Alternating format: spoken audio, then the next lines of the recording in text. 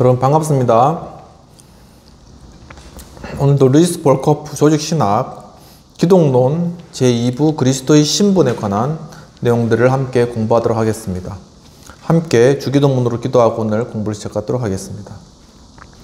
하늘에 계신 우리 아버지여, 이름이 거룩히 여김을 받으시오며 나라의 임하옵시며 뜻이 하늘에서 이룬 것 같이 땅에서도 이루어지이다. 오늘날 우리에게 일용할 양식을 주옵시고 우리가 우리에게 죄 지은 자를 사하여 준 것 같이 우리 죄를 사하여 주옵시고 우리를 시험에 들지 말게 하옵시고 다만 에게서 구하옵소서. 대개 나라와 권세 영광이 아버지께 영원히 있사옵나이다. 아멘. 지난 시간에 그리스도의 신분 중에 비하의 신분에 관한 그런 내용들을 살펴보았습니다.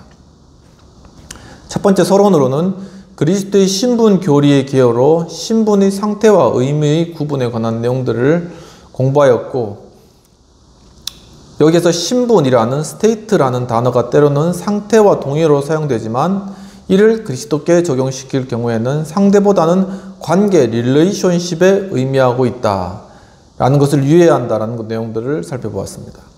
두 번째는 그리스도의 신분 교리의 변천사인데, 그리스도의 신분 교리는 개혁자들의 글과 심지어 초기 교부들의 저작 속에서 그 흔적을 발견할 수 있다라는 내용들도 살펴보았습니다. 그리고 세 번째로서 이제 중보자의 신분의 수효가 되겠습니다. 중보자의 신분이 몇 가지인지에 관해서는 견해가 엇갈리고 있는데, 혹자는 만일 중보자의 위격을 신분의 주체로 상정한다면 논리상 세 가지 신분 내지 존재양식으로 나눌 수 있다라고 그렇게 주장한다고 합니다. 영원하신 신적 존재로서의 선제적 신분, pre-existent state가 되는 것이죠.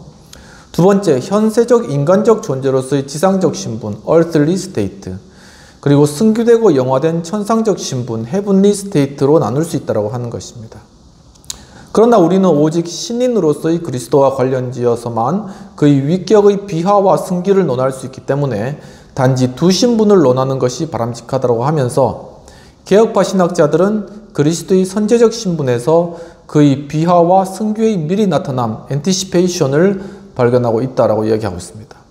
비하는 그가 구원의 언약에서 우리의 구원을 위해 공로를 세우시고 그 일을 집행하실 것을 자원해서 담당하신 점에서 그러하며, 승귀는 장래 우리의 중보자가 되실 그가 성육신 이전에 누리셨던 영광에서 미리 나타나는 것이다 라고 설명하고 있는 것이죠.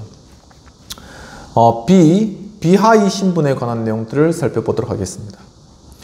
개혁 신학에서는 빌립보서 2장 7절과 8절에 근거하여 그리스도의 비하를 두 요소로 구분한다라고 이야기하고 있습니다. 잠깐 찾아보면 빌립보서 2장 7에서 8절입니다. 오히려 자기를 비워 종의 형체를 가지사 사람들과 같이 되었고 사람의 모양으로 나타나사 자기를 낮추시고 죽기까지 복종하셨으니 곧 십자가의 죽으심이니라 라고 말씀하고 있는 것이죠. 케노시스, 비움은 그가 우주의 주권적 통치자로서의 신적 위엄을 포기하고 종의 형체로 인성을 취하신 사실을 의미한다라고 이야기하고 있습니다. 두 번째, 타페이노시스, 비하는 그가 율법의 요구와 저주에 굴복하시고 수치스럽게 죽기까지 일생을 행동과 고난으로 순종하신 것을 의미한다라고 이야기하고 있는 것입니다. 빌립보서의 구절에 근거해 볼 때 비하 신분이 본질적 핵심적 요소는 천지의 주제이고 최고의 입법자이신 분께서 그 백성들을 위해 율법의 계약적 형벌적 조항을 이행하고자 스스로 율법 아래 속하신 사실이다 라고 설명하고 있습니다.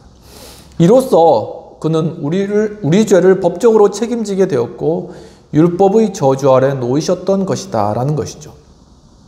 갈라디아서 4장 4절에서는 율법 아래에서 나시고 라는 그런 말로 간결하게 표현된 구세주의 신분은 비하의 제 단계에서 상응하는 상태 속에 반영되어 있다라고 이야기하고 있습니다. 루터파 신학에서는 그리스도의 비하를 8단계로 보고 있는데, 개혁파 신학에서는 일반적으로 5단계만을 말한다고 이야기하고 있습니다. 또 5단계는 첫 번째는 성육신, 두 번째는 고난, 세 번째는 죽음, 네 번째는 장사 지냄, 다섯 번째는 음부에 내려가심이 되겠습니다. 첫 번째로 그리스도의 성육신과 탄생이 되겠습니다. 이러한 큰 제목 아래 몇 가지 요점을 주목해야 되는데, 첫 번째 요점은 성육신의 주체는 누구인가? 그리고 두 번째는 성육신의 필연성이 되겠습니다. 세 번째는 성육신으로 초래된 변화가 되겠습니다. 네 번째는 성육신으로 그리스도는 인류의 일원이 되셨다라는 사실인 것이죠. 다섯 번째로는 초자연적 잉태와 동정녀 탄생으로 실현된 성육신이라는 그러한 내용이 되겠습니다. 그리스도의 성육신 탄생과 관련돼서 첫 번째, 성육신의 주체가 되겠습니다. 인성을 입으신 분은 삼위일체 신이 아니라 제2위의 신이었습니다. 그 같은 이유에서 하나님이 인간이 되셨다는 표현보다는 말씀이 육신이 되셨다는 표현이 더 바람직하다라고 이야기를 하고 있습니다. 동시에 삼위 각자가 성육신 때 능동적으로 일하셨음을 명심해야 한다라는 것이죠. 마태복음 1장 20절, 누가복음 1장 35절과 같은 내용들이 되겠습니다. 이것은 또한 성육신이 단순히 로고스에게 발생한 사건이라기보다는 그가 능동적으로 이루신 업적이었음을 의미한다는 것입니다. 그러니까 발생한 사건이라기보다는 예수께서 직접적으로, 로고스께서 직접적으로 이것을 성육신의 상태를 자신이 스스로 주체가 되어서 만드셨다라는 것이죠. 성육신을 로고스의 탄생과 구별하여 논할 경우 이 역사적 사실에 대한 그의 능동적 참여가 강조되고 또한 그의 선제성이 전제된다라고 하고 있습니다. 선제한 적이 없는 존재의 성육신을 논하기란 불가능하기 때문인데, 이 선제 사실은 성경이 밝히 가르치고 있습니다. 그러니까 이미 육성신 전에 존재하셨다는 것이죠. 태초에 말씀이 계시니라, 이 말씀이 하나님과 함께 계셨으니 이 말씀은 곧 하나님이시니라. 그러니까 태초부터 계셨던 분이 성육신 하셨다라는 것입니다.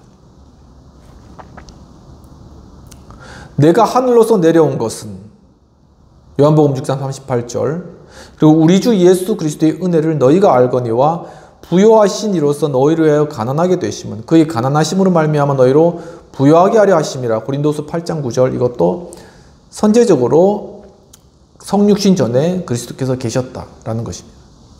그는 근본 하나님의 본체시나 하나님과 동등됨을 취할 것으로 여기지 아니하시고 오히려 자기를 비어 종의 형체를 가지사 사람들과 같이 되셨다. 빌립보서 2장 6, 7절. 자신을 비어 사람과 같이 되셨다. 주체적으로 그렇게 하셨다는 것이죠.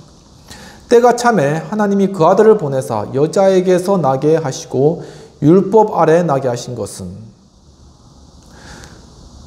갈라디아서 4장 4절이 되겠습니다. 선제하는 성자가 인성을 취하시고 몸소 인간의 혈과 육을 입으신 것은 인간이 제한된 이해력을 뛰어넘는 기적인 것이죠. 그것은 무한한 자가 유한의 관계 속에 들어오실 수 있고 실제로 들어오신 것과 초자연이 어찌하든지 현세의 역사적 삶 속에 개입하실 수 있음을 보여준다라는 것이죠. 그가 성육신을 입고 이 땅에 오셨기 때문에 이 시간과 공간의 상황 가운데 있는 우리들의 또한 모든 일상의 모든 일들에 개입하실 수 있는 그런 분이다라는 것을 보여준다는 것입니다. 두 번째는 성육신의 필연성이 되겠습니다. 스콜라 신학 시대 이래로 성육신을 구속 개념 속에 포함시킬지 아니면은 이미 창조 개념 안에 포함된 것으로 간주할지에 대한 어떤 논란이 제기가 되어 왔다고 합니다. 통속적 표현으로는 이는 하나님의 아들이 인간의 타락이 없었음에도 육체로 오실 것인가 하는 그러한 문제였습니다. 도이치의 루페르트는 주께서 죄와는 무관하게 성육신 하셨다고 명료하고 적극적으로 주창한 첫 인물이었다고 하고 있습니다. 인간이 범죄하지 않다고 하더라도 주님께서는 성육신 하셨을 것이다 라는 것이죠. 그의 견해에 헤이리스의 알렉산더와 둔스 스코투스가 동조했지만 토마스 아퀴나스는 성육신의 이유는 죄가 세상에 들어온 데 있다는 입장을 견지했습니다. 죄가 세상에 들어왔기 때문에 그 죄를 사하기 위해서 성삼위 중에 2위이신 성자 예수님이 성육신을 입고 육신의 몸을 입고 우리에게 오셨다는 것이죠. 종교개혁자들은 이 견해를 지지했으며 개신교는 인간의 원죄로 인해 성육신이 불가피해졌다라고 가르쳤다는 것입니다. 그러나 오지안더, 로테, 도르너, 랑게, 판, 오스터제이, 마르테센, 에브라르드, 웨스트코트 등 몇몇 루터파와 개혁파 신학자들은 정반대의 견해를 또 주장하였는데 그들의 내세우는 논리는 다음과 같다고 합니다. 성육신 같은 엄청난 사실은 우연적일 수 없으며 사람의 우발적이고 독단적인 행위의 결과인 범죄가 그 원인이 될 수 없다. 그러니까 인간의 범죄와는 상관없이 성육신은 아주 중요한 일이기 때문에 이것과 상관없이 이루어져야 된다는 것이죠. 그것은 하나님의 원초적 계획 속에 포함되어 있었음이 분명하다. 타락 전 종교와 타락 후 종교는 본질적으로 차이가 날 수 없다. 만일 중보자가 현재 필요하다면 타락 전에도 또한 필요했음이 분명하다. 더욱이 그리스도의 사역은 속죄와 구원 사역에만 국한되지 않는다. 그는 중보자이신 동시에 머리가 되신다. 그는 창조의 처음이자 마침이시다 라는 것이죠. 그러면서 인간의 범죄와는 상관없이 예수 그리스도는 성신되어야 된다. 교회의 머리가 되시기 위해서. 이제 이러한 논리로 이야기했던 것입니다. 그러나 성경이 변함없이 성육신을 인간의 죄를 전제로 하는 것으로 서술하고 있다는 점을 유의한다라고 벌크브 교수님은 이야기하시는 것이죠. 누가복음 19장 10절, 요한복음 3장 16절, 갈라디아서 4장 4절, 요한일서 3장 8절, 빌립보서 2장 5에서 11절 같은 구절의 설득력은 쉽사리 무너지지 않는다는 것입니다. 잠깐 찾아보면 누가복음 19장 10절,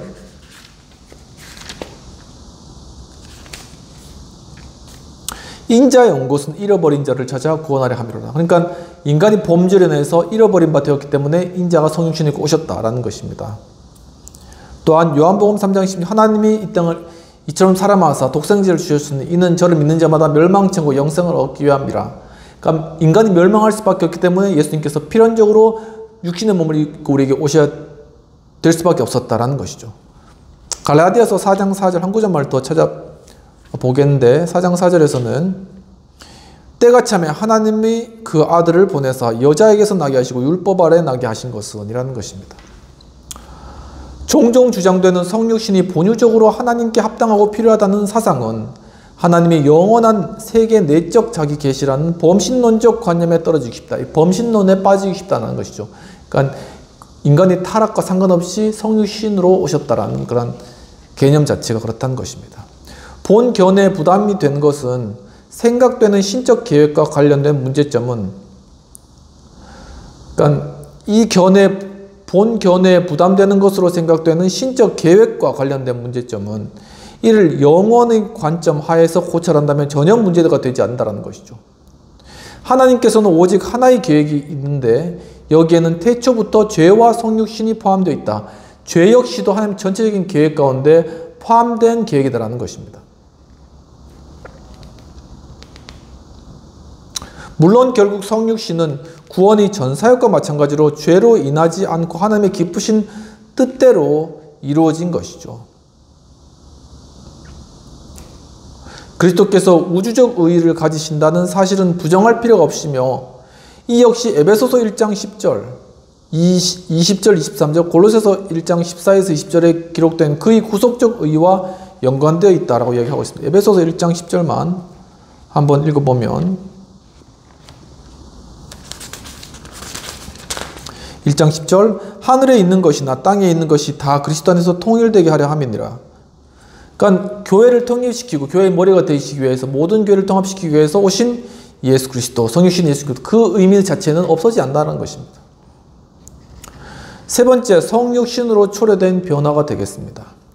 말씀이 육신이 되셨다는 말은 로고스가 전에 향유했던 지위를 포기하셨다라는 그 말이 아니라 그 본질적인 존재 면에서 로고스는 성육신이 이전이나 이후에 완전히 동일했다라는 것입니다. 성육신을 입었다는 것이지 성육신을 통해서 어떤 로고스가 전에 향유했던 지위를 포기했다 이것은 아니라는 것입니다. 요한복음 1장 14절에 나오는 동사 에게네토 말씀이 육신이 되어는 로고스가 육체로 변화했고 따라서 그 본성을 변질시켰다는 그런 의미가 아니라 단지 그가 특수한 성격을 취하셨다는 것 곧 원래적 본성을 변질시키지 않고 추가적 형식을 획득하셨음을 의미함이 분명하다는 것입니다. 그러니까 그가 신적 권위, 신적 존재, 로고스적인 그러한 지위를 그냥 가지시고 거기서 추가로 성육신을 입으셨다는 것이죠. 그는 무한불변하는 하나님의 아들로 계속 남으셨다는 것입니다. 다시 말해 말씀이 육신이 되었다는 진술은 그가 인간의 인격, 휴먼 펄슨을 취하셨음이 아니고, 또한 반대로 인간이 육체를 입으셨다는 의미도 아니라는 것이죠. 휴먼 바디. 본문에서 사르크스 육신은 육체와 영혼으로 구성된 인성, 휴먼 네이처를 의미한다는 것입니다. 이 단어 로마서 8장 3절, 디모데전서 3장 16절, 요한일서 4장 2절, 요한2서 7절에서도 다소 유사한 의미로 쓰이는데, 로마서 8장 3절만 한번 찾아보면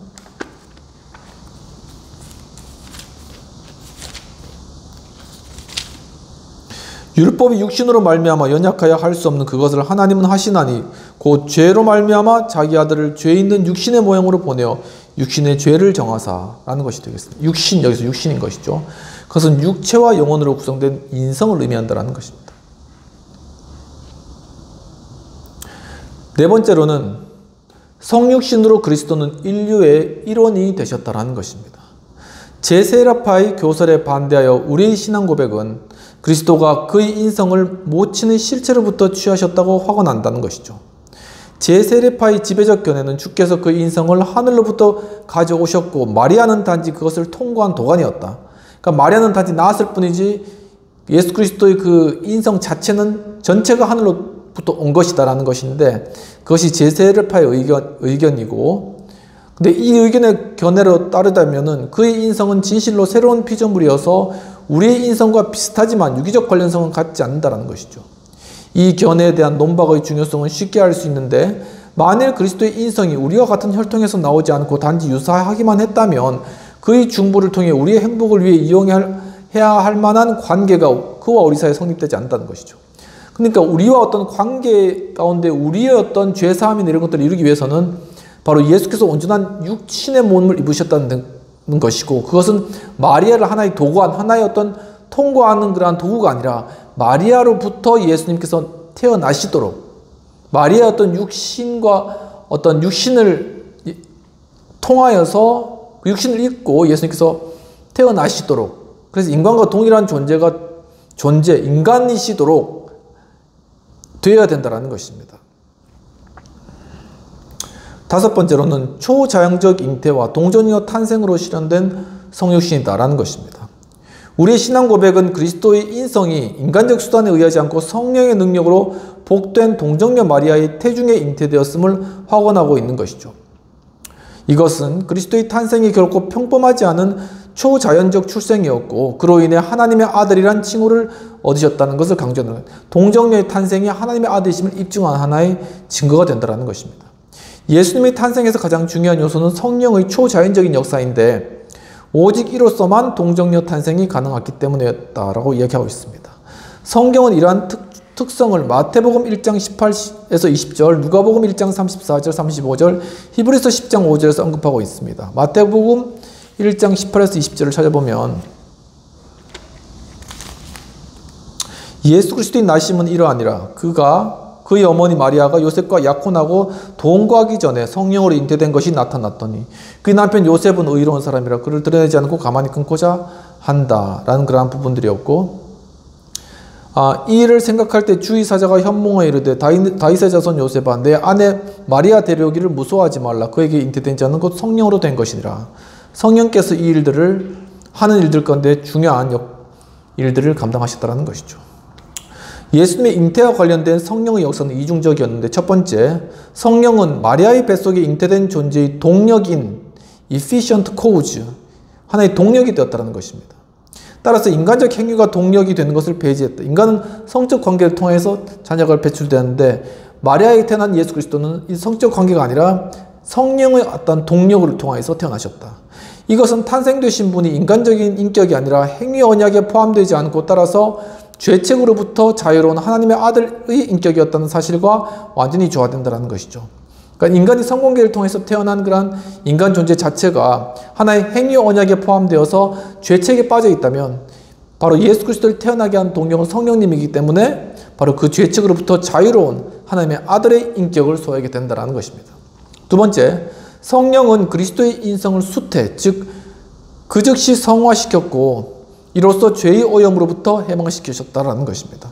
인간이 이 땅 가운데 태어남으로써 타락을 하잖아요. 그런데 성령은 그 타락을 막고 죄의 오염으로부터 해방시켜서 완전한 죄가 없으신 분으로 그를 보존하셨다라는 것입니다. 우리는 성령께서 이 성화 사역을 어떻게 이루셨는지 정확하게 알지 못한다. 왜냐하면 죄의 오염이 부모로부터 자식에게 전달되는 경로가 아직 충분히 이해되지 못한 상태이기 때문이다라고 이야기하시면서, 그러나 성령의 성화 없이는 가마력이 예수님의 잉태만 국한되지 않고, 성령의 성화시키는 가마력이 예수님의 잉태만 국한되지 않고 전생에 걸쳐 지속되었음을 유의해야 할 것이다 라고 이야기를 하고 있는 것입니다. 오직 이 같은 그리스도의 초자연적 잉태를 통해서 그의 동정녀 탄생은 가능했는데, 동정녀 탄생의 교리적 근거가 되는 구절 성구는 다음과 같습니다. 이사야 7장 14절, 구약이죠. 곧 그러므로 주께서 친히 징조를 너희에게 주실 것이라. 보라, 처녀가 잉태하여 아들을 낳을 것이니 그 이름을 임마누엘이라 하리라 하셨느니라. 마태복음 1장 18절 한 구절만 더 찾아보면, 예수 그리스도의 나심은 이러하니라. 그가 어머니 마리와 요셉과 약혼하고 동거하기 전에 성령으로 잉태된 것이 나타났더니. 본 교리는 가장 초대교회 당시부터 신앙 고백되었는데, 동정녀 탄생에 관해서 우리는 이미 이를 사도신경의 원형에서 발견하며 더 나아가 로마 가톨릭과 개신교의 모든 위대한 신앙 고백에서 바로 동정녀 탄생이 나타난다는 것이죠. 오늘날 본 교리가 거부당하는 것은 성경적 증거의 결여나 교회적 재가의 부족으로 인함이 아니라 만연되고 있는 반초자연주의적 풍조, 그러니까 이성으로 이해 안 되는 것은 반대한다는 이런 반초자연적인 풍조, 일종의 데카르트와 같은 그런 어떤 계속 스스로를 비판해 나가고 그리고 하는 그런 풍조인 것이죠. 일종의 데카르트가 아무튼 나쁘다는 그런 것들보다는 아무튼 그런 풍조라는 것입니다. 교리의 근간이 되는 구절들은 전혀 설득력 없는 비평학적 논리로 간단히 도외시 당하고 있다는 것입니다. 비평학적 논리가 이 동정녀 탄생에 대한 교리들을 다 반박해 나가는 이러한 세대가 되었다. 상당히 세대가 기울었다는 것을 알 수 있겠습니다. 그 기사의 진실성이 재론이 여지없이 입증되고 있음에도 말이다. 것이죠. 그리고 다른 신약 저자들이 동정녀 탄생에 대해 침묵하고 있는 것은 그들이 기적적 탄생으로 추정되는 사실에 접하지 못했음을 입증한다고 근거 없는 추측을 하는 그러한 주장도 있다는 것입니다. 동정녀 탄생 설화의 발생 및 유표 경위를 설명하기 위해 각종 기발한 시도가 있었다. 그러니까 다양한 설화나 이런 것들을 통해서 그것을 입증하려고 하는 그러한 시도가 있었다는 것이죠. 혹자는 이를 히브리 전승에서, 다른 사람은 이방 전승에서 찾아오기도 하였다는 것입니다. 여기서 이 문제에 대해 논의할 여지가 없으므로 다음의 저서들을 참조하기 바란다라고 얘기하고 있습니다. 매첸의 그리스도 동정녀 탄생, The Virgin Birth of Christ, 오의 그리스도의 동정녀 탄생, 스위트의 예수 그리스도의 출생과 유년기, 쿠크의 바울의 동정녀 탄생을 알고 있었는가, 노울링의 동정녀 탄생, 이런 책들입니다. 그래서 이 동정녀 탄생, 즉 성령으로 잉태된 것이 믿어지면은 다른 모든 것들도 다 믿어진다라는 그러한 내용들도 책에서 읽은 적이 있습니다. 간혹 동정녀 탄생이 교리상으로 중요한 주제인지에 대한 의문이 제기되기도 하는데, 브루너는 자신이 이 문제에 전혀 관심이 없다고 증명한다는 것이죠. 동정녀 탄생에 대한 그런 내용이 중요한지 아닌지에 대해서 별로 크게 중요하지 않게 생각하는, 이 문제에 전혀 관심을 갖지 않는 그런 경우가 있다는 것이죠. 그는 그리스도의 기적적 탄생 교리를 거부하고 그것은 순수 자연적인 사건이라고 주장하지만 자기 견해를 면밀하게 변호하는 일에는 그리 관심을 보이지 않는다. 그냥 슬쩍 넘어간다는 것입니다. 더욱이 그는 동정녀 탄생 교리는 마치 그 보존 여부에 교의학적 이해관계가 달려있는 듯이 보이지 않았더라면 오래전에 포기되었을 것이다 라고 이야기하였다고 합니다. 그러니까 교의학적 이해관계가 달려있었기 때문에 동정녀 탄생 교리가 지금까지 이어지고 있다라는 그런 말입니다. 바르트는 동정녀 탄생의 기적성을 인정하고 여기에 하나님이 인간이 되기 위해 자신을 낮추심으로써 새로운 출발점을 창조적으로 선정하신 증거를 발견한다. 하나의 동정녀 탄생을 하나의 새로운 창조안의 시작으로 본다는 것입니다. 그는 또한 이에서 교리적 의의를 찾아내고 있는데, 그에 의하면 죄의 유전은 부계를 통해 진행되는 것이므로 그리스도는 마리아에게 출생하심으로 피조성을 취하셨고 동시에 인간 아버지가 없기 때문에 죄의 유전을 면면할 수 있었다는 것이죠. 그러니까 아버지 쪽으로 죄가 흘러나오는데 예수님은 어머니 쪽의 동정녀를 통해서 성령이 동인으로 통해서 태어나셨기 때문에 죄의 유전으로부터는 상관이 없다. 이제 이렇게 이야기한다는 것입니다. 동정녀 탄생의 교리적 중요성에 대한 의문에 대해 만일 그 일에 모종의 목적이 없었다면 하나님께서 그리스도를 그처럼 비상한 방식으로 출생하게 하셨을 이유가 없다고 답변할 수 있는 것이다. 그러니까 이렇게 동정녀 탄생이 중요한 의미가 있기 때문에 하나님께서 성령을 통하여서 마리아 동정녀를 통하여서 예수 그리스도를 탄생하게 한 이러한 일들이 이루어졌다는 것입니다. 그 교리적 목적은 다음과 같은데 첫 번째는 그리스도는 메시아 및 하나님의 메시아적 아들이 되어야만 했다는 것이죠.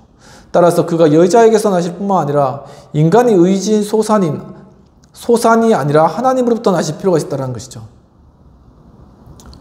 인간의 의지, 즉 성관계를 통한 어떤 그 결과가 아니라 하나님으로부터 그가 태어나야지만 그가 하나님의 아들, 메시아적 의미가 있다는 것입니다.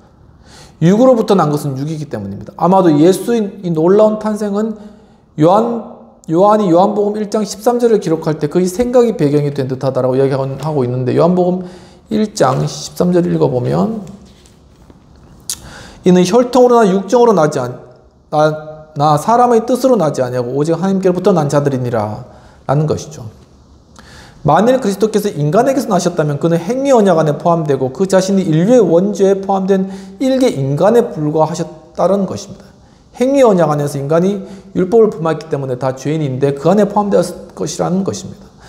그러나 그의 주체, 자아, 인격은 아담에게서 유래하지 않았으므로 행위 언약에 포함되지 않고 죄책으로부터 자유로우신 것이죠. 그리고 죄책으로부터 자유롭기 때문에 그의 인성도 출생 이전이나 이후나 죄악의 오염으로부터 자유로울 수 있다라는 것입니다. 죄악이 오염되지 않을 수가 있다는 것입니다. 죄를 짓지 않을 수가 있다는 것입니다. 여섯 번째입니다. 성육신 자체가 그리스도의 비하의 일부분이라는 것입니다. 성육신 자체는 그리스도의 비하의 일부인가 아닌가? 루터파에서는 성육신, 인카네티오와 비움, 이그지나니티오를 구별함으로써 이를 부정하는데 이를 부정하고 그들의 부정의 근거를 비하는 그리스도의 비하, 낮추심 이것은 지상 생애에만 국한되지만 그의 인성은 천국에서도 계속된다는 사실에 두고 있다는 것입니다. 그는 지금도 인성을 지니고 계시지만 더 이상 비하의 신분에 처해 계시지 않는 것이죠. 이 문제에 대해서는 심지어 개혁파 신학자들 사이에서도 다소 견해가 있는데 이 문제는 잘 분별해서 답변해야 될 것으로 보입니다. 추상적 의미로서의 성육신 곧 하나님께서 그리스도 안에서 인성을 입으신 단순한 사실은 비록 겸비의 행동 (act of condescension) 이었지만 그 자체가 비하 (humiliation은) 아니었다라는 것이죠. 물론 카이퍼는 그렇게 또 생각하기도 했지만 그 자체가 겸비의 행동이었지만 그 자체가 비하는 아니었다는 것입니다. 그러나 로고스가 육을 취하신 것은 즉 죄의 오염으로부터 자유롭지만 타락 이래로 연약, 고난, 죽음 아래 매인 인성을 입으신 것은 분명히 그것은 비하이다 라는 것이죠. 그러니까 성육신과 비하는 그런 의미에서 차이가 난다는 것입니다. 이 사실은 로마서 8장 3절, 고린도서 8장 9절, 빌립보서 2장 6, 7절 등의 구절에 함축되어 있다는데 한번 살펴보면 로마서 8장 이제 3절에서는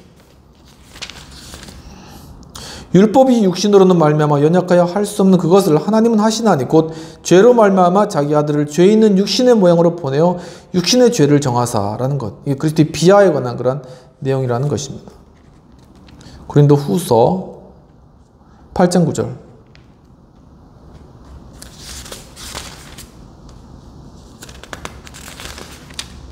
우리 주 예수 그리스도의 은혜를 너희가 알거니와 부여하신 이로써 너희를 위하여 가난하게 되심은 그의 가난하심으로 말미암아 너희를 부여하게 하려 하심이라. 이런 부분들도 해당되는 것이고 빌립보서 2장 6, 7절 그는 근본 하나님의 본체시나 하나님과 동돌됨을 취할 것으로 여기지 아니하시고 오히려 자기를 비워 종의 형체를 가지사 사람들과 같이 되셨다. 즉 타락이로 연약, 고난, 죽음 아래 매인 인성을 입으신 것은 분명히 비하였다라는 것이죠. 하지만 하나님께서 그리스도 안에서 인성을 입으신 것은 입으신 단순한 사실은 겸비의 행동이었지만 그 자체가 비하는 아니고 그것은 성육신이었다 라는 것입니다.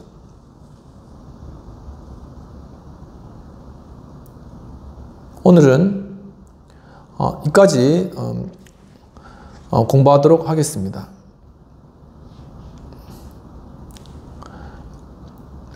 마지막 부분이 이 그리스도의 비하와 성육신에 대한 내용들을 잘 분별해서 답변해야 되는 그런 부분들이고, 다시 한번 이렇게 설명드리면 하나님께서 그리스도 안에서 인성을 입으신 행동은 겸비의 행동, 겸손한 행동이셨지만 그것은 성육신이죠. 그리고 그렇지만 그것이 비하는 아니고, 그렇지만은 그 아래서 연약 고난 죽음 아래 매이신 그것이 분명히 비하였다라는 그러한 부분들이고, 그래서 성육신 자체가 그리스도의 어떤 비하의 하나의 일부분이다라는 그러한 부분들. 루터파에서는 성육신과 비움을 두 개를 구별하여서 성육신 자체는 그리스도의 비하가 아니다라고 보았지만, 그는 지금도 인성을 지니고 계시고 더 이상 비하의 신분에 처해 있지 않다는 그러한 것들을 통하여서, 이제 개혁파 신학자들도 다 차이가 있는데, 루이스 버크 교수님은 그리스도의 비하 이 부분이 성육신 자체가 그리스도의 비하의 일부분이다 라고 이렇게 보는 그러한 부분들로 정리하시면 되시겠습니다. 함께 기도하고 마치도록 하겠습니다. 하나님 아버지, 참으로 오늘 또한 예수 그리스도의 또한 성육신의 의미에 대해서 깊이 공부할 수 있도록 이끌으시는 감사합니다. 물론 내용 가운데 다소 어려운 부분들이 있었지만 주님께서 이것들을 또한 말씀을 또한 듣고 또한 묵상하는 가운데 깨닫게 하시고, 주님, 하지만 정말 인간의 몸을 입고 이 땅 가운데 오신 바로 그리스도의 그 동정녀 탄생의 의미와 또한 죄 없으심과 또 우리와 또한 인간으로서 우리의 죄를 대신 담당하신 이러한 사건들이 어떤 의미가 있는지 더욱더 깊이 깨닫고 그리스도에 대한 감사하는 마음과 진실된 마음으로 주 앞에 나올 수 있도록 도와주옵소서. 감사하고 모든 말씀 우리 주 예수님 이름으로 기도합나이다. 아멘. 네, 오늘도 공부 참여해 주신 여러분 감사합니다.